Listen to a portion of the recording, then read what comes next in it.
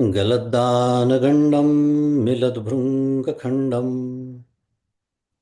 चलच्चारुशुण्डं जगत्त्राणशौण्डं लसद्दन्तकाण्डं विपद्भङ्गचण्डं शिवप्रेमपिण्डं भजे वक्रतुण्डम्।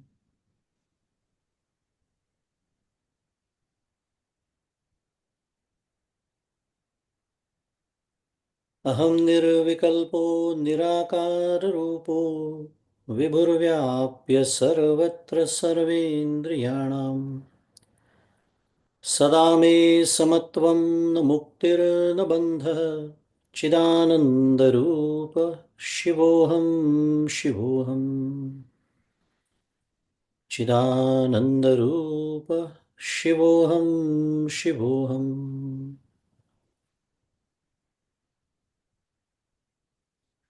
गुरुर्ब्रह्मा गुरुर्विष्णुः गुरुर्देवो महेश्वरः गुरुः साक्षात् परं ब्रह्म तस्मै श्रीगुरवे नमः।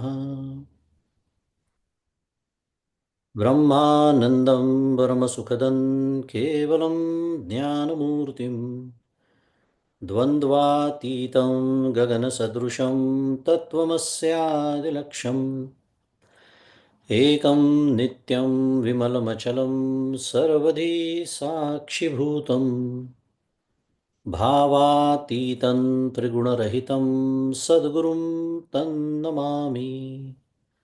श्री सद्गुरुनाथ महाराज की जय। जय जय रघुवीर समर्थ। श्री राम जय राम जय जय राम। श्री राम जय राम जय जय राम। श्री राम जय राम जय जय राम। श्री राम जय राम जय जय राम। श्री राम जय राम जय जय राम। श्री राम जय राम जय जय राम। श्री राम जय राम जय जय राम। श्री राम जय राम जय जय राम। श्री राम जय राम जय जय राम। श्री राम जय राम जय जय राम। श्री राम जय राम जय जय राम। श्री राम जय राम जय जय राम।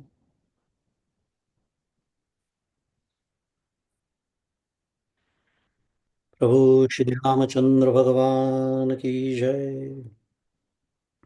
श्री सद्गुरुनाथ महाराज की जय। जय जय रघुवीर समर्थ।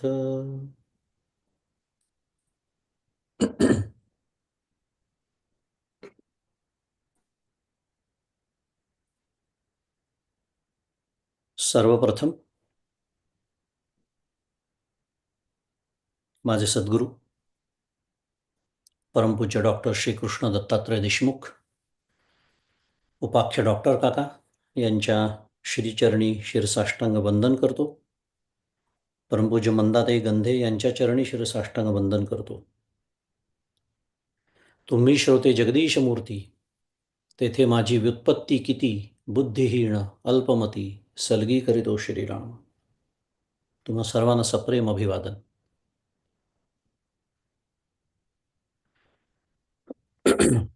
आपल्या सर्वांचं आंग्ल नूतन वर्ष 2025 त्याच्यामध्ये पहिले स्वागत करतो. गेले कित्येक दिवस आत्ताच उल्लेख केल्याप्रमाणे आपण सर्वजण श्री गणपती अथर्व शीर्ष असं शीर्षक लाभलेलं आपल्या सर्वांचं आवडतं स्तोत्र म्हणूया आणि त्याचं आवडतं दैवत श्री गजानन अशा या स्तोत्राचा अथर्वशीर्ष नावाच्या उपनिषदाचा आपण अभ्यास करत आहोत आणि श्लोक क्रमांक 3 मधील चरणांचा आपला अभ्यास सुरू आहे. मागील वेळेला आपण अवधातारम, अव अनुचानम, अवशिष्यम या 3 पदांचा अर्थ आपण समजून घेतला. बराच मोठा श्लोक आहे, आपल्याला कल्पना आहेच, आता आली असेलच. अनेक चरण त्याच्यामध्ये आहेत आणि आपण त्याचे विविध पदर उलगडून घेतो आहोत. कारण काय, तर मी नेमकं काय म्हणतो आहे, कारण ही प्रार्थना आहे. आपण वारंवार बघतो आहे, हा श्लोक जो आहे ती श्री गजाननाकडे केलेली प्रार्थना आहे. आणि प्रार्थना याचा अर्थ मागणी. सरळ सरळ आपण काहीतरी मागतो आहोत या देवतेकडे. आणि जे मी मागतो आहे ते जर मला कळलं नाही, म्हणजे मी काय मागतो हेच जर मला कळलं नाही, तर ते मिळण्याची शक्यता आहे का? साधा विचार आहे. आणि या दृष्टिकोनातून आपण हे सगळं समजून घेतो आहोत. प्रत्येक पदाचा आपण सविस्तर अर्थ या कारणाने बघतो आहोत. त्या 3 पदांचा अर्थ आपण बघितला मागच्या वेळेला. या 3 भूमिकांचं रक्षण कर. आपल्याला माहिती आहे, या ध्रुवपदच आहे या श्लोकाचं. म्हणजे रक्षण कर. आपण शिकतोच आहोत, आता अनेक सत्र झाली. अशी प्रार्थना श्री गजाननाकडे करताना काय धारणा असली पाहिजे, म्हणजे नेमक्या कोणत्या गोष्टींचं रक्षण कर असं मी गणपतीला म्हणतो आहे, आणि त्या दृष्टीने याचा अर्थच ती विशिष्ट भूमिका धारण करताना माझ्यावरती गणपतीचा उपासक म्हणून काय जबाबदारी येते याचाही आपण विचार करतो आहोत. कारण एक गोष्ट लक्षात ठेवायची की प्रार्थना याचा अर्थ मी काहीतरी मागितलं म्हणजे माझी जबाबदारी संपली असा होत नाही. उलट आहे त्याच्या, की प्रयत्न तर मी करणारच आहे, कारण ते क्रियमाण कर्म स्वातंत्र्य भगवंतानी मला दिलेलं आहे. मनुष्य देह मला देऊन हे सुचवलेलं आहे की हे क्रियमाण कर्म स्वातंत्र्य तुला आहे. फक्त आपले हे जे मानवी प्रयत्न असतात असं म्हणूया, त्याला दैवी शक्तीची जोड लाभावी म्हणून ही प्रार्थना करायची असते.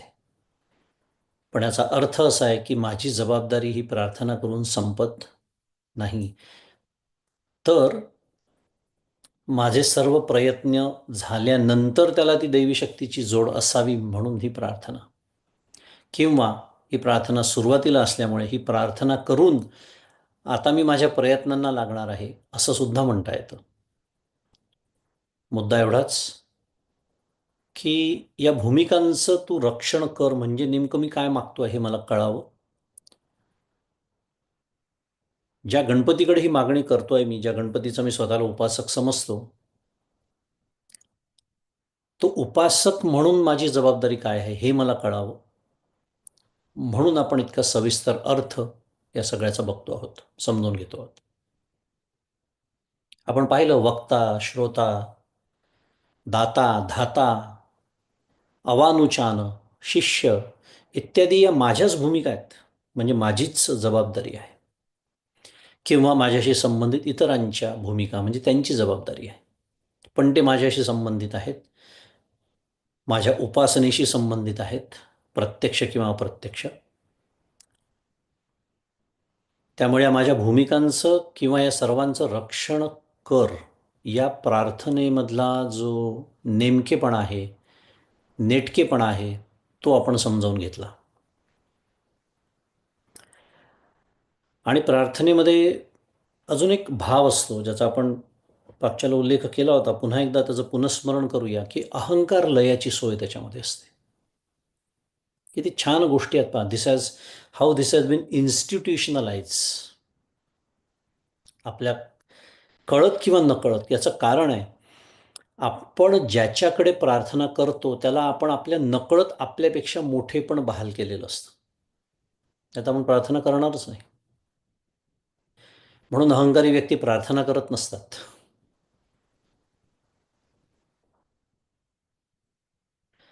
एक थोडंसं विषयांतर करतो, पण आत्ताच दत्त जयंती झाली, त्याच्यामध्ये श्री गुरुचरित्राचं पारायण झालं. त्याच्यामध्ये रावणाची कथा येते. म्हणजे ती दत्त चरित्रात येते म्हणून मी उल्लेख केला. ती कथा इतर अनेक ठिकाणी पण येते. पण त्याची आठवण, त्याचं स्मरण आत्ता होण्याचं कारण असं, की रावण जेव्हा येतो एकदा घरी आणि बघतो त्याच्या आईला, की ती मृत्तिकेची पिंड, मातीची पिंड शंकराची करून पूजा करत असते. तो विचारतो आईला, की तू माझी आई आहेस. माझी म्हणजे कोणाची? आता तिथेच सुरुवात झाली. लंकाधीश, ज्यांनी सगळ्या देवांना बंदिवासात घातलेला आहे, मी असा आहे, मी तसा आहे, पराक्रमी, अत्यंत अहंकारी तो रावण. तो विचारतो, की तू कशासाठी या लिंगाची पूजा करतेस, या पिंडाची पूजा करतेस? तर ती म्हणते, की कैलासपद प्राप्त व्हावं. तो म्हणतो, हे एवढंच ना? माझी आई आहे, तू शोभतं का तुला हे? मातीच्या पिंडाची पूजा करतेस? तुला पूजा कैलासपदासाठी करते का? मी तुला कैलासच इथे आणून देतो. असं म्हणून तो जातो कैलासाच्या तिथे. आणि मग ती सगळी कथा आलेली आहे. सगळा तो कैलास धरून हलवण्याचा प्रयत्न करतो. मग पार्वती माता शंकरांकडे जाते, की हा तुमचा भक्त असला तरी संपूर्ण कैलास आंदोळला, याच्या शक्तीमुळे काहीतरी करा. मग ते नुसतं असं हाताने दाबतात तर तो अडकतो त्याच्यामध्ये वगैरे. पुढची कथा सोडून देऊ. मुद्दा माझा एवढाच आहे, तो लंकाधीश रावण प्रार्थना करायला गेला होता का? नाही. आपण हे शिकतो आहोत. अहंकारी मनुष्य प्रार्थना करत नाही. कारण मग नंतर त्यांनी उपासना शंकराची, त्याच्या तामसी पद्धतीने केलेली उपासना, पुढे त्या कथेचा सगळा, गोकर्ण महाबळेश्वराची ती कथा आहे सगळी, थोडक्यात सांगायचं तर. तो सोडून द्या, आपल्याला त्यातला हा पहिलाच भाग बघायचा होता फक्त. त्यामुळे मी जेव्हा प्रार्थना करतो त्या अर्थी मी अज्ञानी आहे, मी कनिष्ठ आहे, मी अविद्याग्रस्त आहे, हे सगळं मान्य केलेलं असतं आणि त्या देवतेला श्रेष्ठत्व बहाल केलेलं असतं. त्यामुळे प्रार्थनेमध्ये अहंकार लयाची सोय असते.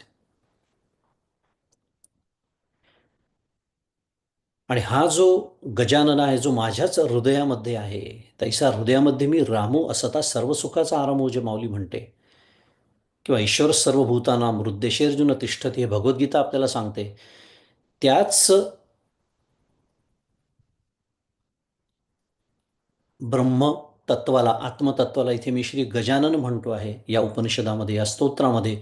त्या माझ्या हृदयातील आत्मरूपी श्री गजाननाचा प्रकाश, जो या देहरूपी अहंकाराने अडविला जातो की नाही, तो या प्रार्थनेने पुरविला जातो.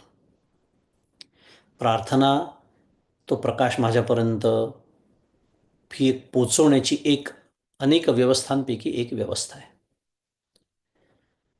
हे त्या प्रार्थनेचं महात्म्य आहे. या दृष्टीने आपण हे सगळं समजून घेतोय. आजच्या चिंतनाकडे वळताना आपल्यासमोर या श्लोकाची उर्वरित चरण आहेत. अवपश्चात्तात, अवपुरस्तात, अव उत्तरात्तात, अवदक्षिणात्तात, अवच ऊर्ध्वात्तात, अव अधरात्तात. आणि मग पुढे अर्थातच सर्व तो माम पाही पाही समंतात. लक्षात आलं असेल, मी पदच्छेदासह थोडंसं बोललो. अवोधरात्तात, अव अधरात्तात, अव अव अव, मी जसं म्हणालो ध्रुवपद आहे. आणि अव म्हणजे रक्षण कर, प्रार्थना. तर हा एक काय म्हणूया आपण एक गट करूया या श्लोकांचा. उर्वरित श्लोक नाही आहेत, चरण म्हणायचं. एकच श्लोक आहे, त्या श्लोकातली चरण आहे. चरणांचा एक गट करूया, कारण साधारण एकच विषय याच्यामध्ये आहे आणि तोच आपल्या चिंतनाचा आजचा विषय आहे. काय मागणी केली याच्यामध्ये, काय प्रार्थना केली आहे गजाननाकडे, तर विविध दिशांनी येणाऱ्या म्हणा किंवा येऊ शकणाऱ्या विघ्नांपासून माझं तू रक्षण कर, अशी ती प्रार्थना आहे. अध्ययन करणारा मी, उपासना करणारा मी, असा जो मी उपासक श्री गजाननाच्या चरणी ही प्रार्थना करतो आहे. आता एक 2-3 सत्रांपूर्वी आपण या संदर्भात दिग्बंधाचा विचार केला होता. दिग्बंध, दिशांना बंध, टू लॉक इट डाऊन. म्हणजे काय? आजच्या आधुनिक भाषेत बोलायचं झालं तर व्हॉट्सॲपचे नोटिफिकेशन्स बंद करून, गमतीने तुम्हाला असं वाटेल मला फारच राग दिसतोय व्हॉट्सॲपचा, तसं नाही आहे ते. जी गोष्ट मला अखंड विचलित करत राहते त्याच्यात व्हॉट्सॲप फार वरच्या क्रमांकावरती आहे. नोटिफिकेशन्स नावाचा जो एक नवीन शोध त्यांनी लावला आहे तो. थोडक्यात मोबाईल बंद करून म्हणूया, आपण जेव्हा साधनेला बसतो तेव्हा खोलीचं दार बंद करतो का? कारण मला बाहेरच्या गोष्टी दिसू नये, बाहेरचे आवाज येऊ नये, कोणी येऊन मला व्यत्यय माझ्या साधनेत आणू नये, इत्यादी इत्यादी. हे सगळं जसं आपण करतो आजच्या काळामध्ये, तसं या म्हणजे थोडक्यामध्ये येऊ शकणाऱ्या सगळ्या प्रतिबंधांचा आपण बंदोबस्त करून मग अभ्यासाला बसतो. तशीच भूमिका इथे आहे की या विविध दिशांनी जी विघ्न येऊ शकतात त्याच्यापासून तू माझं रक्षण कर. आणि म्हणून मी दिग्बंधाचा उल्लेख केला की हे मंत्र एखादी धार्मिक कृत्य करण्याच्या आधी दिग्बंध आपल्या इथे सांगितलेले आहेत. कशासाठी? त्याच्यासाठी. दिग्बंध, to lock yourself down, आजूबाजूनी सगळं संरक्षण निर्माण करणं.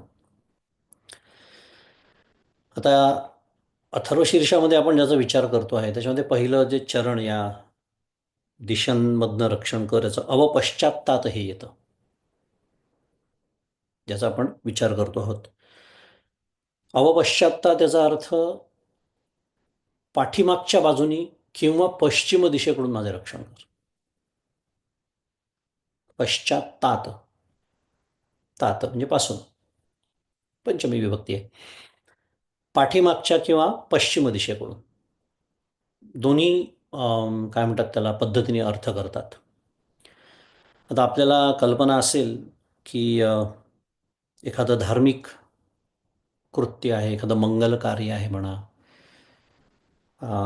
हे करताना किंवा पारमार्थिक उपासना करताना आपण आपलं मुख पूर्वेकडे करावं किंवा उत्तरेकडे करावं असं शास्त्र सांगतं. शास्त्र आहे ते, का कसं वगैरे हा वेगळा विषय आहे. पण शास्त्र असं सांगतं की काही, म्हणून आपल्याकडे पद्धत आहे पहा, आपण दिशा बघतो. म्हणजे पूर्वीच्या काळचे लोक बघायचे असं मला म्हणायचं होतं. आजकाल काय आनंदी आनंद आहे सगळा, सोडून देऊया. पण आपल्या संस्कृतीत आपल्या धर्मात काय सांगितलं त्याचा आपण विचार करतो आहोत. विशेषतः एखादं मंगल कृत्य आपण करतो आहोत, धार्मिक कृत्य करतो आहोत, पूजा करतो आहोत, एखाद्या सौभाग्यवतीची ओटी भरतात या स्त्रिया, इत्यादी इत्यादी. उदाहरण द्यायचं झालं तर पारमार्थिक उपासना करतो आहोत. आपलं मुख जे असतं ते पूर्वेकडे किंवा उत्तरेकडे असावं असं शास्त्र सांगतं. आणि म्हणून येथे दोन्ही पद्धतीने अर्थ करता येतो. काय? अवपश्चात्तात याचा अर्थ पाठीमागून, कारण पाठीमागून म्हणताना तो जो उपासक आहे त्याचं मुख पूर्वेकडे आहे हे गृहीत धरलेलं आहे. मग उत्तरेकडे कशावरून नाही? कारण उत्तरेचा वेगळा उल्लेख आहे म्हणून. तेवढ्यासाठी एवढं स्पष्टीकरण, बाकी काही नाही, की दोन्ही पद्धतीने अर्थ कसा करता येतो. त्यामुळे पाठीमागून किंवा पश्चिमेकडून, कारण इथे पूर्वेकडे मुख असल्यामुळे दोन्हीचा अर्थ एकच होतो. आता मुख पूर्वेकडे आहे असं आपण गृहीत धरलं, मी असं म्हणालो. पण म्हणजे रक्षण कर तर ते कुठल्या दिशेकडून? तर पश्चिमेकडून.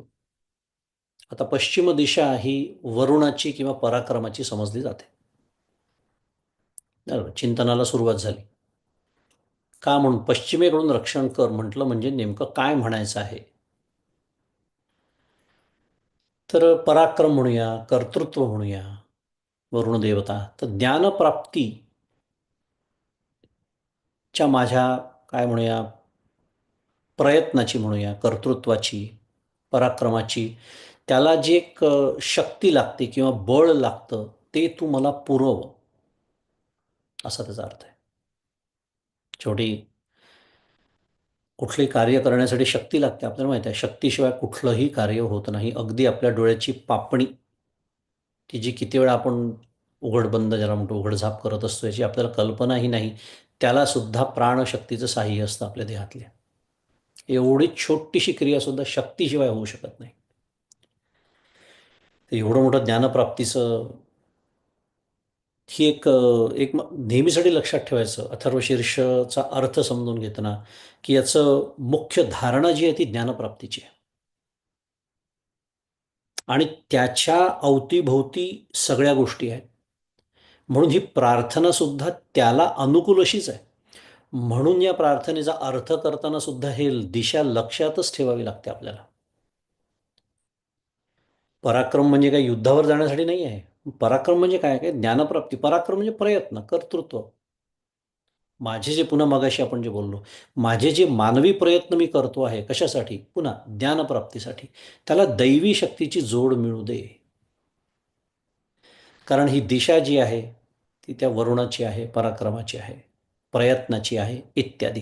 पण असं जरी असलं तरी त्याला दैवी शक्तीची जोड हवी, म्हणून ती प्रार्थना सुरू आहे. आणि ह्या पद्धतीने त्याचा अर्थ होतो की पश्चात्तात म्हणजे माझं रक्षण कर. त्याच्यामध्ये कुठे विघ्न येऊ देऊ नको, असा त्याचा अर्थ. पुढे पुरस्तात. आता पुरस्तात पुन्हा मगाशी सारखंच आहे, पश्चात सारखंच आहे. पुरस्तात याचा अर्थ समोरून, म्हणजे समोरच्या दिशेकडून, पुढच्या दिशेकडून म्हणूया, किंवा पूर्व दिशेकडून माझं रक्षण कर.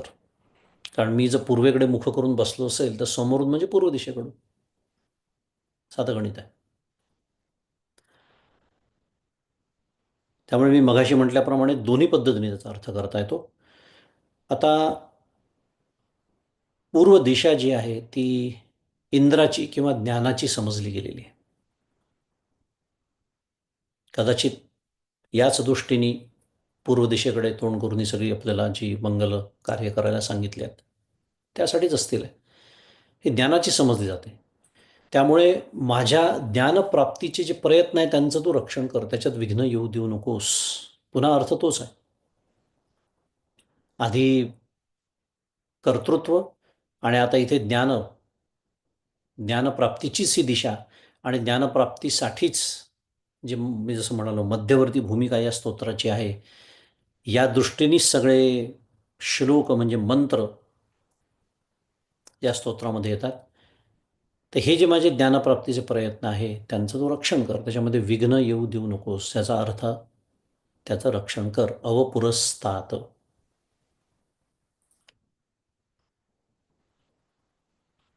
पुढचं चरण येतं ते उत्तरातात. म्हणजे काय? समजायला तर सोपं झालं आपल्याला. उत्तर दिशेकडून माझं रक्षण कर. पश्चिम झालं, पूर्व झालं, आता उत्तर. आता उत्तर दिशा जी आहे ही कुबेराची समजली आहे, कुबेराची समजली जाते. आता कुबेराची समजली जाते, मग याचा अर्थ मला काय भरपूर पैसा मिळू दे असं म्हणणं सुरू आहे का इथे? कारण आपण, म्हणून मी मगाशी हे सातत्याने मी बोलतोय, ज्ञानप्राप्ती ही जर मध्यवर्ती संकल्पना असेल, हा प्रमुख उद्देश असेल, तर त्याला अनुसरूनच मागणी असणार आहे. कारण कुबेराकडे तर अखंड आयुष्यभर मागणी करणारेच आपण आहोत. अथर्वशीर्ष म्हटलं काय आणि नाही म्हटलं काय. मनापासून नमस्कार जर आपण कोणाला करत असू तर लक्ष्मीला आणि कुबेरालाच. अगदी एकाग्र होतं माझं चित्त तिथे लगेच. का? कारण एक पान म्हणतात ना हलत नाही, एक पाऊल पुढे पडत नाही तिच्या कृपेशिवाय. कारण सगळं जग जर कोणाच्या पायाशी लोण घेत घेत असेल तर त्या लक्ष्मीच्याच आहे. सुरू आहे आपला कुबेराची ती समजल्या जाते. मग इथे कुबेरा त्या दिशेकडून रक्षण कर म्हणजे कुबेराकडे मागणी, त्या उत्तर दिशेचा जो स्वामी म्हणूया त्याच्याकडे मागणी कशाची, तर ज्ञानप्राप्तीला अनुकूल असलेली धनसंपत्ती, ज्ञानप्राप्तीला अनुकूल असलेली आरोग्य संपत्ती. संपत्ती याचा अर्थ काही फक्त धनसंपत्ती होते असं नाही आहे. ऐश्वर्य ज्याला म्हणतात त्या शब्दाचे अनेक पैलू आहेत. आत्ता आपल्याकडे तो विषय नाही, वेळ नाही बघायला. पण ज्ञानप्राप्तीला अनुकूल हे आपले पालुपद ध्रुवपद लक्षात ठेवायचं. लागते की नाही? कल्पना करा. आपण इतक्या शांतपणे छान सगळेजण इथे जमून अथर्वशीर्षाचा अभ्यास करतो आहे. कशाच्या भरोश्यावर करतो आहोत? उद्या सकाळी जर जेवणाची भ्रांत असती आपल्यापैकी एकाला तरी, आलो असतो का पण अभ्यासाला? साधी कल्पना आहे. कारण मी नेहमी सांगतो, आपण तुकाराम महाराज नाही, आपण समर्थ रामदास स्वामी नाही, आपण ज्ञानेश्वर महाराज नाही, आपण सामान्य लोक आहोत. जोपर्यंत आपल्या मूलभूत गरजा जरी जोपर्यंत पुरवल्या जात नाहीत, अन्न वस्त्र निवारा, तोपर्यंत आपल्याला ज्ञानप्राप्ती, अध्ययन, परमार्थाचा अभ्यास हे सुचणार तरी आहे? नाही सुचणार. हे आपल्या काय म्हणूया, क्षमता म्हणायचं त्याला का मर्यादा म्हणायचं, या गृहीत धरूनच हे सांगितलं जातं. आणि तुकाराम महाराज म्हणतात, बरे झाले देवा निघाले दिवाळे. आहे का माझी ताकद म्हणायची? मागच्या वेळेला आपण बोललो होतो. सध्या तर पिंक स्लिपचे दिवस आहेत अमेरिकेमध्ये. पिंक स्लिप सगळ्यांना माहिती आहे. त्या भीतीपोटी, त्या दहशतीपोटी तर ऑफिसला जातो आपण आणि काम करत असतो. कधी मिळेल? म्हणजे तुकाराम महाराजांच्या तुलनेमध्ये तर कितीतरी सधन आपण आहोत. तरी सुद्धा ही दहशत ज्याला म्हणतात, भीती अखंड माझ्या मनामध्ये असते. मुद्दा काय आहे की आपल्यासारख्या सामान्य व्यक्तीला ज्ञान साधना करताना, पारमार्थिक साधना करताना, उपासना करताना एक प्रकारचं स्थैर्य लागतं, कितीही नाही म्हटलं तरी. ज्याला आपण आत्ताच्या संदर्भामध्ये आर्थिक स्थैर्य असं म्हणूया. ते म्हणतात ना, भरल्या पोटीच उपासना करता येते. आधी पोटोबा मग विठोबा, ती म्हण त्याच्यातूनच आलेली आहे. मुद्दा एवढाच की ही उत्तर दिशा कुबेराची आहे आणि ज्ञानप्राप्तीला अनुकूल जेवढी आहे तेवढी धनसंपत्ती मला लाभू दे, आरोग्य संपत्ती लाभू दे, मला निरोगी असू दे.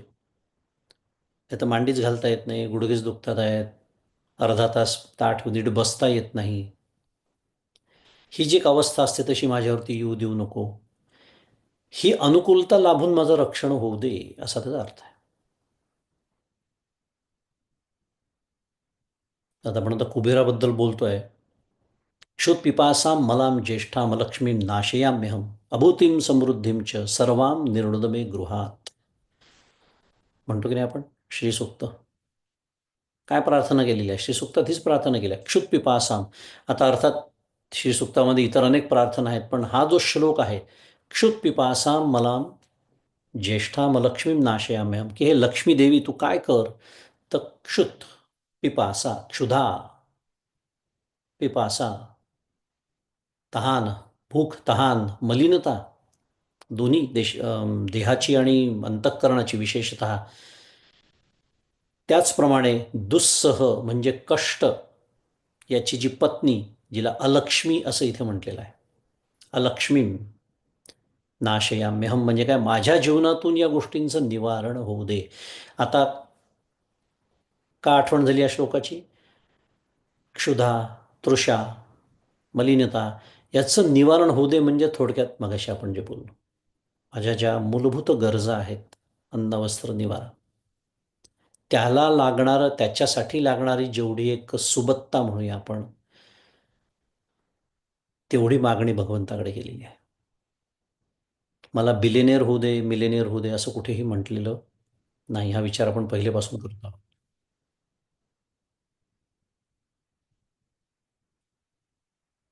निवारण होऊ दे या गोष्टींचं आणि पुढे म्हणतात अनैश्वर्य आणि असमृद्धी यांना माझ्या घरापासून दूर ठेव.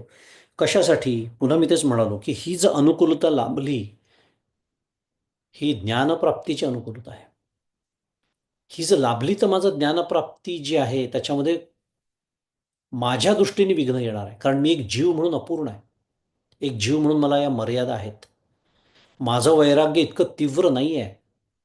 तुकाराम महाराजांसारखं मगाशी बोललो तसं, की हे काहीही जीवनामध्ये थोडं इकडं-तिकडं झालं तर आपलं काय होतं आपल्याला माहिती आहे. मी काय म्हणूया माझ्या उपासनेमध्ये माझं चित्त एकाग्र होणार नाही आहे, लक्ष लागणार नाही आहे आणि म्हणून ही मागणी केली आहे, की ही अनुकूलता, बाह्य अनुकूलता जी आहे ती असू दे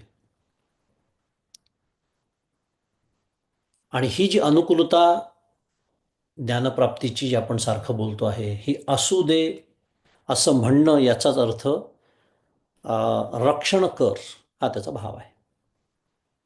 मूळ आपला जो विषय सुरू आहे, रक्षण कर म्हणजे काय ही अनुकूलता मला लाभू दे. अव उत्तरात तात.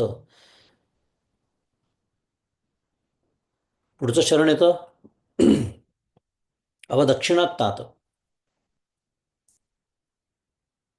म्हणजे दक्षिण दिशेकडून माझं रक्षण कर. आता आलं दक्षिण दिशा. बाकी कुठल्याही दिशेबद्दल काहीही माहिती नसलं कोणाला तरी दक्षिण दिशा ही बहुतांश लोकांना माहिती असते. का? विनोदाचा विषय. पण ज्या गोष्टीचा अत्यंत धाक आपल्याला असतो, भीती असते, त्याची माहिती असते की नाही आपल्याला? डेंजर ज्याला म्हणतात. थोडंसं विनोदाने बोलायचं झालं आजच्या भाषेत तर. मी कशाबद्दल बोलतोय लक्षात आलंच असेल, की दक्षिण दिशा ही मृत्यू देवता असलेल्या यमदेवाची दिशा समजली जाते.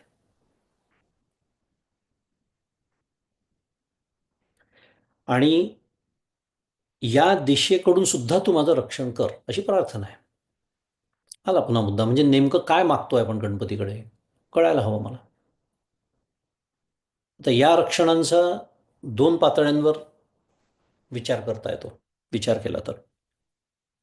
एक म्हणजे माझं हे जे ज्ञानप्राप्तीचं ध्येय आहे, ते साध्य होईपर्यंत विशेषतः आणि नंतरही म्हणूया कारण या देहाच्या आश्रयाने आपण ज्ञानप्राप्तीसाठी मी प्रयत्न करतोय. तर त्याचं तू मृत्यूपासून रक्षण कर. पहा मृत्यूपासून रक्षण कर हेच मागणं आहे, जे सामान्यतः आपणही मागतच असतो. पण मी काय सांगतोय उद्देश महत्त्वाचा आहे. मला मृत्यूचं भय वाटतं, भीती वाटते. परंतु मंदादींचं वाक्य मी एकदा सांगितलं असेल, फार सुंदर मंदादींनी मांडणी केली होती, की मरायचं कोणाला नसतं, कोणाला मरावसं वाटत नाही, तर ज्याला भोगावसं वाटतं त्याला. म्हणजे त्याला जगावसं वाटतं पहिले त्या म्हणाल्या आणि जगावसं कोणाला वाटतं, तर ज्याला भोगावसं वाटतं. म्हणजे ज्याचे भोग अजून उरलेलेच आहेत, कितीही वय असलं, तारुण्यातलं तर सोडूनच द्या. पण म्हातारपणी सुद्धा कितीही वय असलं तरीसुद्धा हे या देहाची आसक्ती, या जगताची आसक्ती, या जगात कमावलेल्या गोष्टींची माझी आसक्ती इतकी जबरदस्त असते, की हे सगळं सोडून जाणं हा विचारच मनाला व्याकुळ करून टाकतो. म्हणून त्या म्हणतात, ज्याला भोगावसं वाटतं ना, त्याला मरावसं वाटत नाही. याचा अर्थ ज्याची भोगाची इच्छा संपली तो काही मृत्यूची वाट बघतो अशातला भाग नाही आहे. पण तो व्याकुळ निश्चित होत नाही. मुद्दा आपला सुरू आहे, की इथे देहाला मृत्यू येऊ देऊ नये, अशीच प्रार्थना केलेली आहे एका पातळीवरती आपण जे बोलतो आहे. पण त्याचा उद्देश मात्र अतिशय भिन्न आहे. का? अहो, कारण माझं काम व्हायचं आहे अजून. कोणतं काम? की जे काम या देहाच्या आश्रयाने मी करतो आहे, करणं अपेक्षित आहे, कारण मला मनुष्य देह मिळालेला आहे. तो मनुष्य देह देऊन भगवंतानी मला असं सुचवलेलं आहे, की अरे हाच एकमेव देह आहे, ज्याच्यामध्ये काय नराचा नारायण होऊ शकतो. त्या नारायणाची प्राप्ती, त्या गजाननाची प्राप्ती, त्या दत्तात्रेयांची प्राप्ती, त्या शंकराची प्राप्ती, त्या कृष्णाची प्राप्ती, म्हणजे थोडक्यात ज्ञानप्राप्ती. हे या देहाच्याच आधाराने मी करतो. आणि म्हणून माझं ध्येय प्राप्त होईस्तोवर, ध्येय साध्य होईपर्यंत तू ह्याला सांभाळ. सांभाळ ह्याला म्हणजे काय? ह्या देहाला सांभाळ. असं त्या रक्षण कर याचा अर्थ आहे. पण कशासाठी? म्हणून मी म्हणालो उद्देश विसरायचा नाही आपल्याला, त्याच्यासाठी कर. आणि दुसऱ्या पातळीवरती या रक्षणाचा किंवा या मागणीचा जर विचार करायचा झाला, तर जीवभावाला धरून असलेलं हे जे संपूर्ण ब्रह्मांड आहे, की हे संपूर्ण ब्रह्मांड ज्या एका मृत्यू नावाच्या महाभयाने व्यापलेलं आहे, ते भय माझ्या वाटेला येऊ देऊ नकोस. देहाचं तर रक्षण करच, देह सांभाळ, माझं ध्येयप्राप्ती होईस्तोवर, नंतरही, कारण त्या जीवनमुक्तीतला सुद्धा आनंद मला घ्यायचा आहे. पण जोपर्यंत ते ज्ञान प्राप्त मला होत नाही, तोपर्यंत हे भयसुद्धा माझ्या वाट्याला येऊ देऊ नको. हे दुसऱ्या पातळीवरची मागणी आहे. आणि समर्थ मनोबोधामध्ये काय सांगतात या संदर्भात? मी नेहमीच सांगतो 205च आहे, पण काय नाही आहे त्याच्यामध्ये. भये व्यापिले सर्व ब्रह्मांड आहे, भयातीत ते संत आनंद पाहे. जया पाहता द्वैत काही दिसेना, भय मानसी सर्वथाही असेना. थोडक्यामध्ये मृत्यूचं भय ज्यांच्या मनामध्ये म्हणा, अंतःकरणामध्ये जराही असत नाही, असे जे संत, भयातीत ते संत आनंद पाहे. का बरं असं का असतं? संतांच्या अंतःकरणात मृत्यूचं भय का नसतं? कारण ते सुखरूप झालेले असतात.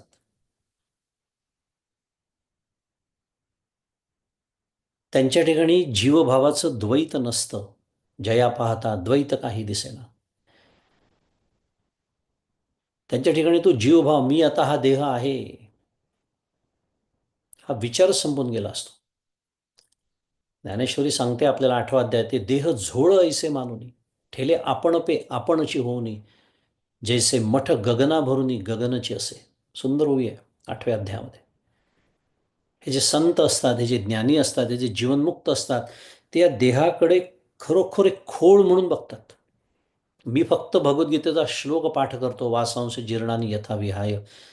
कोणी विचारलं की ताबडतोब हो हो म्हणजे काय, मलाही येतो 5पैकी 5 गुण, काही नाही, 0 मार्क, परमार्थात 0 गुण आहेत, परीक्षेत मिळतील 5पैकी 5. कारण हे शाब्दिक पातळीवर आहे फक्त, वासांश जीर्णानी यथा विहाय. आणि हा प्रत्यक्ष अनुभव जे घेत असतात त्यांना संत म्हणतात. ते देह झोळ ऐसे मानून. पुन्हा मगाशी मी म्हणलो, म्हणजे ते काय मृत्यूची वाट बघतात? नाही. पण ज्या दिवशी येईल त्या दिवशी आनंदाने म्हणतात काय, आम्ही जातो अमुच्या गावा, अमुचा राम राम घ्यावा. हे ते संत. भयातीत ते संत आनंद पाहे. आणि ह्याला म्हणायचं ते सुखरूप झालेले असतात. हा जो सद्घन चिद्घन आनंद घन असा जो आत्मा ब्रह्म, सगुणाच्या भाषेत गजानन, गजाननाचं खरं स्वरूप जे आपण समजून घेतो आहे या उपनिषदाच्या माध्यमातून, त्याच्याशी ते एकरूप झालेले असतात. त्यांच्या ठिकाणी त्याच्यामुळे जीवभावाचं द्वैतच नसतं.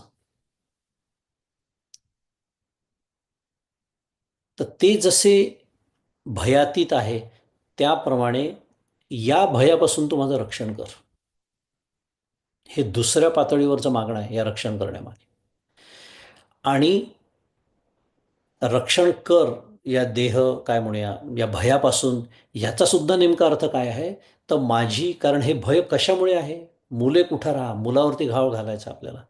हे भय मुळात देहबुद्धीतून आलेलं आहे. मी देह आहे हे एकदा पक्क ठरलं, आणि देह आहे याचा अर्थ मी जीव आहे असा अर्थ होतो बाय द वे. हे पक्क ठरलं की भय असणारच आहे.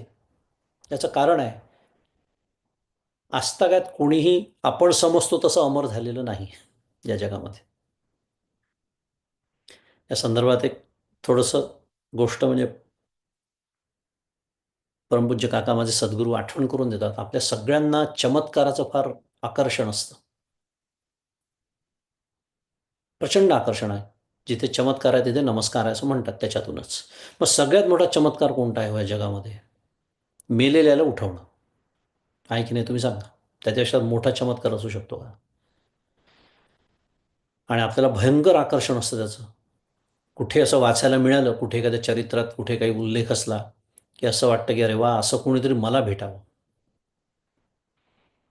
मग माझे परमपूज्य काका ते डॉक्टर असल्यामुळे त्यांना सगळ्या गोष्टी तपासून पाहण्याची सवय आहे. त्यांच्याच भाषेत गमतीने बोलायचं झालं तर. ते म्हणतात तपासून पाहूया आपण. साधा प्रश्न ते विचारतात. उठवलं, ठीक आहे, मान्य आहे, मेलेल्याला उठवलं. ज्याला उठवलं तो आज कुठे आहे? पहिला प्रश्न विचारतात परमपूज्य काका. ज्याला उठवलं तो आज कुठे आहे? उत्तर माहिती आहे आपल्या सगळ्यांना. बरं, ज्यांनी उठवलं तो आज कुठे आहे? ज्यांच्या साक्षीने उठवलं ते आज कुठे आहेत? ज्यांच्या समोर ही घटना घडली ते आज कुठे आहेत? आणि ज्या जगामध्ये उठवल्या गेलं ते जग तरी राहणार आहे का? संत कसं मूल्यमापन, सद्गुरू कसं मूल्यमापन करतात पहा. जो मला सगळ्यात मोठा चमत्कार वाटतो या जगातला, त्याचं मूल्यमापन. ह्या चारपैकी काहीही शिल्लक, त्या तीन तर संपलेलेच आहे, पण हे जगसुद्धा एक दिवस संपणार आहे हे आपल्या सगळ्यांना चांगलं माहिती आहे. म्हणून मी मगाशी कशातनं आठवलं मला, आपण समजतो तसं अमर इथे कोणीच नाही.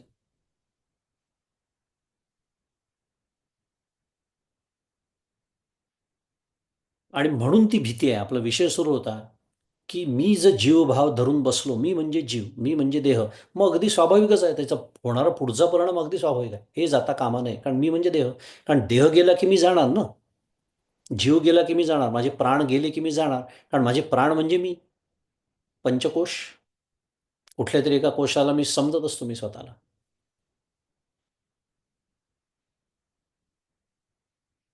त्यामुळे या भयापासून माझं रक्षण कर, याचा अर्थ आपण समजून घेतो आहे. याचा अर्थ हे भयाचं जे मूळ कारण आहे, ती माझी देहबुद्धी, ती हळूहळू कमी होऊन आत्मबुद्धीची माझी धारणा स्थित होऊ दे, असा त्याचा अर्थ आहे.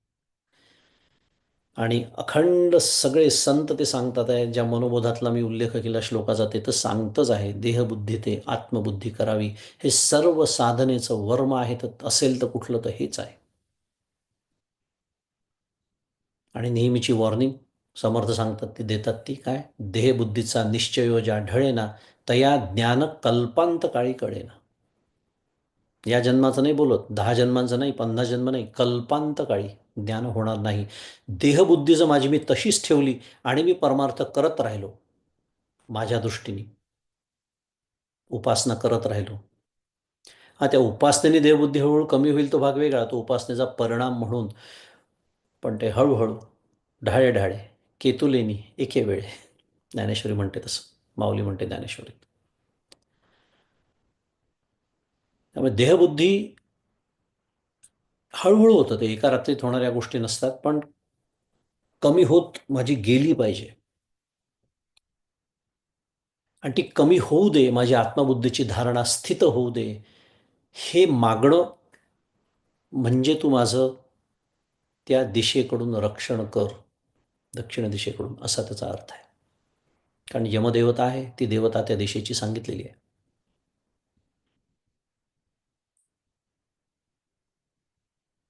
पुढचं चरण तर अवच ऊर्ध्वात तात. ऊर्ध्व म्हणजे वरचं, आणि च म्हणजे आणि, की आणि तू माझे काय कर? ऊर्ध्व म्हणजे वरच्या दिशेकडून रक्षण कर. आता वरची जी दिशा आहे, ऊर्ध्व दिशा, ही देवांची दिशा समजली जाते.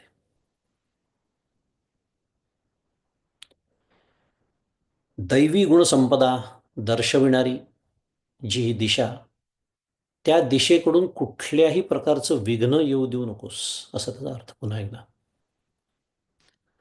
ज्ञान संपादन काळी माझा सदैव सत्व गुण जो आहे तो आधिक्याने असू दे, वर असू दे. मुळात पहिले तर सत्वगुण मला संपादन करता येऊ दे, त्याच्यात विघ्न येऊ देऊ नकोस. आणि जो संपादन मी केलेला आहे कारण गुण नष्ट होत नसतात, आपल्याला माहिती आहे. 3 गुणांपैकी एकही गुण नष्ट होत नाही, होऊन चालणार नाही. प्रकृतीचं देणं आहे, ते नष्ट होऊ शकत नाही. मग होतं काय, एखादा मनुष्य आपण सत्वगुणी आहे असं म्हणतो, म्हणजे काय? आता त्याच्याकडे काय तमोगुण नाही, रजोगुण नाही, असा अर्थ नाही आहे. आधिक्याने बहुतांश वेळेला त्याचा सत्वगुण वर असतो. रजोगुण जर नसता तर तो एखादं कार्य करू नसता शकला. पण त्याच्याकडे, त्याच्या अंगी, त्याच्या अंतःकरणात जो रजोगुण आहे, त्याचं मुखसुद्धा सत्वगुणाकडे वळलेलं आहे, असा त्याचा अर्थ होतो, बरं का? दासबोधामध्ये आहे ना, शुद्ध आणि शबल रजोगुणाचे 2 प्रकार. शबल रजोगुण नाही आहे त्याच्याजवळ. रजोगुण आपल्याला कार्य करण्यासाठी उद्युक्त करतो. मग असा मनुष्य कार्यसुद्धा करतो ना, ते पारमार्थिकच करतो. सत्वगुणाकडे वळलेलं मुख त्याचं.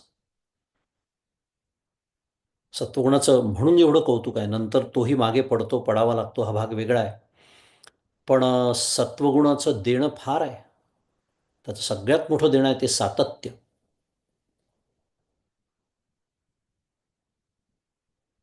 ज्ञान होणं, आपण ज्ञानाबद्दल बोलतोय, ज्ञान संपादनाबद्दल बोलतोय. मी जे शिकतो आहे, जे अध्ययन करतोय, ते कळणं, त्या ओवीचा अर्थ, त्या श्लोकांचा अर्थ, तो कळलेला माझ्या अंतःकरणात टिकणं, रुजणं, तो वेळेवरती मला आठवणं, त्या सिद्धांताचा मला आयुष्यात वापर करता येणं, हे सगळं देणं सत्वगुणाचं आहे. अनेक जण सांगतात की नाही परमार्थामध्ये, की अहो तुम्ही सांगता की नाही तेव्हा सगळं पटतं हो, अगदी मान डोलवतात, छान छान, अगदी बरोबर आहे. नाही, अगदी बरोबरच आहे. बरोबर आहे म्हणजे काय? बरोबर असणारच आहे, कारण संत, सद्गुरू, शास्त्र जे सांगतात तेच सांगितलं जातं, त्यात चुकीचं काय असणार आहे? पण नंतर ते लक्षात नाही राहतो, आमच्या स्थलत्याग होता सवेची जाते. समजायचं सत्वगुण कमी आहे. बहुतांश साधकांची जर एक कुठली सामान्य समस्या असेल ना, तर हीच आहे, रजोगुणाचं आधिक्य आणि म्हणजे सत्वगुणाची कमी. थोडक्यामध्ये ज्ञान संपादनासाठी अत्यंत महत्त्वाचा गुण सत्वगुण हा माझा वर असू दे, आधिक्याने असू दे, ज्ञानप्राप्तीच्या अधिकारासाठी आवश्यक असलेली अशी दैवी संपत्ती मला प्राप्त होऊ दे. ऊर्ध्व दिशेबद्दल आपण बोलतोय, देवांची दिशा आहे, आणि देवांची दिशा असल्यामुळे दैवी संपत्तीची दिशा आहे. आहे भगवद्गीतेचा 16वा अध्याय, बऱ्याच जणांना पाठ असतो, आहे ना. सुरुवात, अभयम सत्व संशुद्धी ज्ञान योग व्यवस्थिती दानं दमश्च यज्ञश्च स्वाध्यायस्तप आर्जवम, पहिला श्लोक आहे. आणि काय आहे पहिलंच दैवी संपदा? अभयम. किती विचार केला आपण त्याचा आत्ता? अभयच असतं, विचार केला, अनेक प्रकारचं भय असतं, पण आपण त्यातल्या सगळ्या भयांमधलं सगळ्यात मोठं भय, महाभय म्हणजे मृत्यू, त्याचाच विचार केला आपण. बाकी सगळ्या भयांचं काय म्हणूया समावेश त्याच्या पोटातच असतो. आणि दैवी संपदा काय सांगते? पहिली दैवी गुणसंपदा काय आहे? अभयम, सत्व संशुद्धी, अंतःकरणाची निर्मलता, सत्वगुण, दान, दम, यज्ञ, स्वाध्याय. मागच्या सत्रात आपण विचार केला स्वाध्यायाचा. स्वाध्याय म प्रमदः, स्वाध्यायाचा प्रमाद करू नकोस सांगितलं की नाही सद्गुरूंनी. गुरूंनी अध्ययन पूर्ण झाल्यानंतर इतकं स्वाध्यायाचं महत्त्व आहे. दैवी गुणसंपदा आहे. करतो का मी स्वाध्याय? आज माझं नामस्मरण होणार नाही का? मी स्वतःला सांगतो, 31 डिसेंबर आहे, अत्यंत महत्त्वाचा दिवस आहे, जायला हवं मला, सगळ्यांनी बोलवलेलं आहे. आणि त्यामुळे मी असं नाही म्हणत की आज मी जेवणार नाही, 31 डिसेंबर आहे, मला जायचं आहे, मी नामस्मरण करीन. त्या जेवणाचा माझा जो अर्धा पाऊण तास आहे त्याच्यात मी नामस्मरण मात्र माझं सोडणार नाही, माझा स्वाध्याय सोडणार नाही, असं म्हणत नाही. यादीतलं पहिलं काही गळत असेल ना, तर स्वाध्याय आहे. होतं की नाही, विचार करा आपला. होतं म्हणजे काय? तेवढ्या प्रमाणामध्ये दैवी गुणसंपत्तीमध्ये मी अनुत्तीर्ण झालेलो आहे. आणि हे का होतं, तर मगाशी आपण जे बोललो ते सत्वगुण कमी आहे. सत्वगुण कमी का आहे? रजोगुण आहे म्हणून. तोच तर रजोगुण मला त्या 31 डिसेंबरच्या पार्टीमध्ये खेचून घेऊन चाललेला आहे. पहा कसं एकात एक गोष्टी अशा गुंतलेल्या असतात. प्रत्येक क्षणी माझी परीक्षा होत असते. ठीक आहे, आपण समाजाचा घटक आहोत. प्रापंचिक म्हणून काही गोष्टी आपल्याला कराव्या लागतात. काही ठिकाणी एखाद्या वेळेस जावं लागतं. मित्रांचा आग्रह, नातेवाईकांचा आग्रह. तिथे जाऊन पुन्हा मी काय करायचं याचं स्वातंत्र्य मला असतं बरं. तो अजून वेगळाच मुद्दा आहे. आपल्याला आता वेळ नाही ते बोलायला. पण असं जरी असलं तरी प्रधान कर्म कशाला असला पाहिजे? मी पहिले साधक आहे, मग प्रापंचिक आहे लक्षात ठेवलं पाहिजे. मग त्यालाच परमार्थ म्हणतात. प्रापंचिकाचा परमार्थ हाच आहे. काय? Just change your priorities. प्रधान क्रम बदलून घ्या फक्त बस. बाकी प्रपंच तर राहणारच आहे. स्वाध्याय आहे, तप आहे, आर्जव आहे म्हणजे सौजन्य आहे, अहिंसा आहे. या अहिंसेची गंमतच आहे. पुन्हा इतका सुंदर विषय आपल्याकडे आता वेळ नाही आहे. पण भगवंत अर्जुनाला सांगतायत बरोबर. भगवद्गीतेतला हा 16वा अध्याय आपण बोलतो आहोत. कुठे सांगतात आहे हो? कुठे सांगतात आहे भगवद्गीता? कुठे सांगितली? सभागृहात, देवळात, AC रूममध्ये? कुरुक्षेत्रावर सांगितलेली आपल्या सगळ्यांना माहिती आहे. कुरुक्षेत्रावर कशासाठी सांगितली? काय करायचं असतं कुरुक्षेत्रावरती? काय करणार होता अर्जुन? तस्माद युज्यस्व सांगितलं ना त्याला. युद्धाला उभं करायचं आहे. आणि भगवंत काय सांगतात आहे त्याला? अहिंसा. हे ज्याला कळलं ना त्यालाच भगवद्गीता कळते. कारण अहिंसेचे चुकीचे अर्थ लावून भयानक नुकसान आपल्या भारत देशाचं झालेलं आहे. हजारो वर्षांपासून झालेलं आहे. आणि मी परवा बोललो कुठेतरी, स्वातंत्र्य मिळाल्यानंतरही मोठमोठ्या लोकांनी चुका केलेल्या आहेत. त्याचे परिणाम आजतागायत भोगतो आहोत आपण. दैवी गुण जरूर आहे अहिंसा, पण त्याची व्याख्याच चुकली. जाऊ दे, आत्ता तो विषय नाही आपला, मी जसं म्हणालो. पण अहिंसा आहे, सत्य आहे, अक्रोध आहे, त्याग आहे, शांती आहे, इत्यादी 26 दैवी गुणसंपदा सांगितलेल्या आहेत 16व्या अध्यायामध्ये. आणि या सर्व दैवी गुणसंपदा माझ्या अंगी बाणू दे, म्हणजे तू माझं रक्षण कर. कशापासून? या दिशेकडून माझं रक्षण कर. कारण ती देवांची दिशा आहे. आणि रक्षण कर ही भाषा असल्यामुळे या गुणसंपदा अंगी, की म्हणजे माझ्या अंतःकरणामध्ये बाळगण्यामध्ये जी विघ्न येतात ती ती दूर कर, असा त्याचा अर्थ. किंवा त्याला मला मदत कर, असा त्याचा अर्थ. आता पुढचं चरण समजायला सोपं झालं. कारण अधरात्तात. कारण ऊर्ध्व कळलं की अधर कळायला सोपं जातं. त्याच्या विरुद्ध. कारण अधर म्हणजे खालच्या दिशेकडून. आणि खाली म्हणजे पृथ्वी म्हणा, त्याच्यापेक्षा त्याच्या खाली पाताळ, की जी असुरांची भूमी समजल्या जाते. आता जशी दैवी गुणसंपदा मला अंतःकरणात सांभाळायची आहे, त्याच्या उलट माझ्या अंतःकरणात जर मी असुरी संपत्तीला स्थान दिलं असेल. असुरी संपत्ती सहाच आहे, पण खूप शुद्ध मराठीत काय? पॉवरफुल. दंभ, दर्प, अभिमान, क्रोध, पारुष्य. पारुष्य म्हणजे दुसऱ्याचा कठोर घात करण्याची क्रिया. असतात नसे तमोगुणी लोक, ज्यांना आज आपण शुद्ध मराठीत टेररिस्ट वगैरे म्हणतो. कठोर घात दुसऱ्याचा, की जो निरपराध नागरिक असतो एखाद्या देशाचा.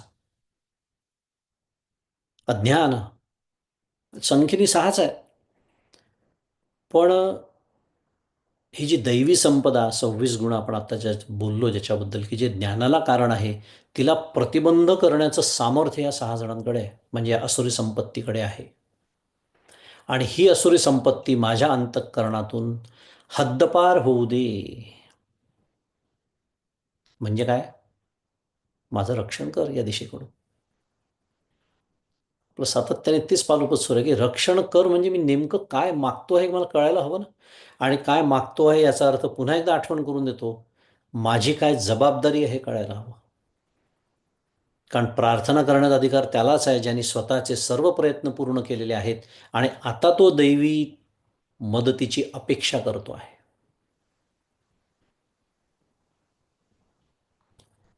त्यामुळे ही माझी जबाबदारी आहे की दैवी संपदा मला सांभाळायची आहे. माझी जबाबदारी आहे की जर कुठे काय म्हणूया पूर्वसुकृतामुळे, आधीच्या कर्मामुळे म्हणा, किंवा कुठल्याही कारणाने म्हणा, जरी काही असुरी संपत्ती माझ्या अंतःकरणात असेल, अगदी राक्षसां एवढी जरी नसली, असुर मला म्हणावं, तर असुराची व्याख्या अजून वेगळी आहे. असुषुः रमते इति असुरा, जो स्वतःला देह समजतो त्यालाच असुर म्हटलेला आहे. ही व्याख्या लावली तर कल्पना करू शकतो आपण किती लोक असुर ठरतील आजच्या जगामध्ये. पण ती सोडून देऊया आपण. पण आपण ज्याला पारंपरिकरित्या राक्षस म्हणतो, राक्षसी प्रवृत्ती म्हणतो, त्याचं अगदी आधिक्य जरी नसलं तरी थोड्याफार प्रमाणात जर कुठे असेल माझ्या अंतःकरणामध्ये, दंभ असेल, दर्प असेल, क्रोध असेल, अभिमान असेल, अज्ञान तर आहेच, तर हे हद्दपार करण्याची जबाबदारी ही माझी आहे. आणि त्याला सहाय्य कर तू हे गजानना, अशी प्रार्थना मग करण्याचा अधिकार मला प्राप्त होतो. आणि त्याला म्हणायचं रक्षण कर. आणि शेवटचं चरण या श्लोकाचं आहे, सर्व तो माम पाही पाही समंतात. म्हणजे तू माझं सर्व बाजूंनी रक्षण कर, सर्वतोपरी रक्षण कर. आता एवढ्या दिशा झाल्यानंतर, कोणत्या? पूर्व, पश्चिम, उत्तर, दक्षिण, वर, खाली, हे पुन्हा का बरं म्हणायचं हो सर्व बाजूंनी? याचं कारण आहे, दिशा अनेक आहेत. आहेत की नाही? आपण शिकतो की नाही, नैऋत्य, आग्नेय, वायव्य, दोन दिशांच्या मध्ये पण असते की नाही दिशा? आणि हे तर अतिशय स्थूल दृष्टीने झालं. दिशा अनेक आहेत, त्या दिशांमध्ये सुद्धा हे प्रचंड विश्व ब्रह्मांड म्हणूया आहे. आणि दुसरी गोष्ट, मी जी जी मागणी केली, जे जे विघ्न येऊ शकतात असं मला वाटतं, त्याची मागणी आपण करतो. म्हणजे माझ्या ज्ञानाच्या मर्यादेमध्ये मला जे कळतं त्या रक्षणाची मी मागणी करतोय. पण या माझं जे ज्ञान आहे त्याच्याही पलीकडे गोष्टी असू शकतात, नव्हे आहेत, की ज्या मला कळत नाही, माझ्या स्थूल दृष्टीला कळत नाही. ते सुद्धा भगवंता गजानना, त्या सर्वांपासून तू माझं रक्षण कर. त्याच्यासाठी हे वेगळं चरण येतं, सर्व तो माम पाही पाही समंतात. की मला जेवढं कळतं तेवढं तुम्ही तुला रक्षण कर म्हटलंच आहे, पण मला जे कळत नाही त्याहीपासून तू माझं रक्षण कर, सर्व बाजूंनी रक्षण कर. आणि आता त्याचा गर्भितार्थ आपण बघूया आणि थांबूया. आपली वेळ संपलेली आहे. कारण याचा गर्भितार्थ असा आहे की इतक्या सर्व बाजूनी माझं रक्षण कर. कल्पना करा, इतक्या सर्व बाजूनी रक्षण कोण करू शकतो? आपण हे बोललो होतो या श्लोकाच्या सुरुवातीलाच. तोच करू शकतो जो सर्वत्र आहे, जो सदा आहे आणि जो समत्वानी आहे. नाही तर पूर्वेकडे जास्त आहे, पश्चिमेकडे कमी आहे, नाही चालणार नाही. काल होता पण आज नाही आहे, परवा असेल, चालणार नाही. किंवा इकडे आहे पण तिकडे नाही, अजिबातच चालणार नाही. जे सर्वत्र सदा सम, माऊली म्हणते ज्ञानेश्वरीत. हा त्याचा गर्भित अर्थ आहे की जो सर्वत्र आहे तोच माझं सर्व बाजूंनी आणि सदैव आणि सर्व प्रकारे रक्षण करू शकतो. थोडक्यामध्ये जो खरा देव आहे तो सर्वत्र आहे, व्यापक आहे, विभू आहे. ही भावना माझ्या चित्तामध्ये ठसावी.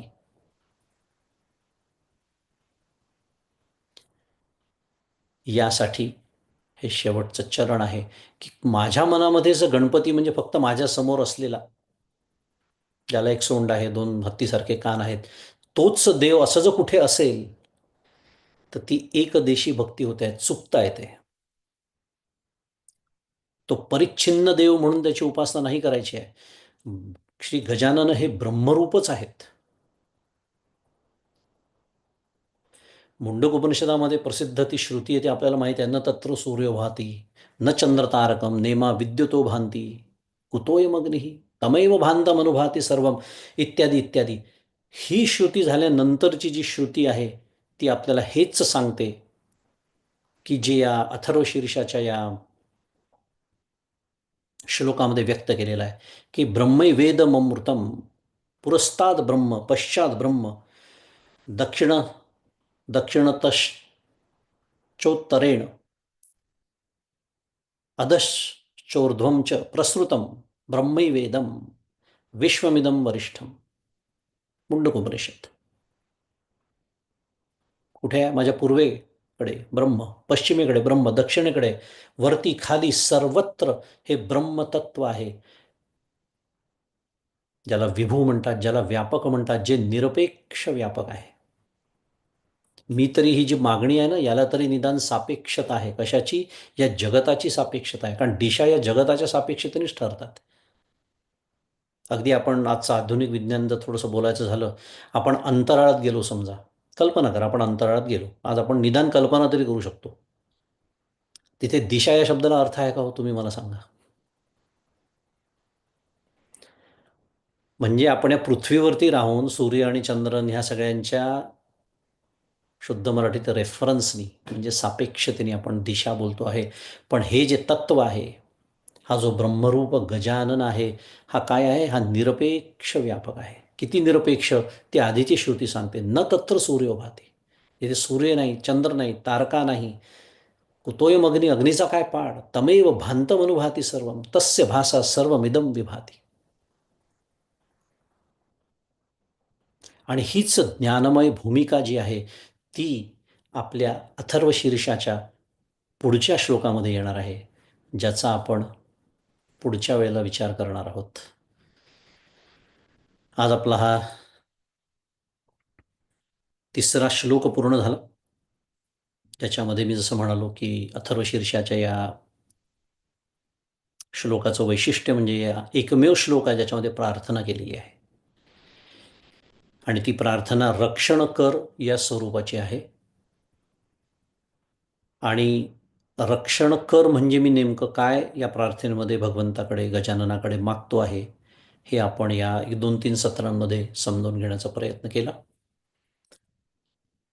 या निमित्ताने जे चिंतन घडलं असेल ते सद्गुरूंच्या चरणी अर्पण करतो आणि आज माझ्या वाणीला विराम देतो. श्री सद्गुरुनाथ महाराज की जय. जय जय रघुवीर समर्थ.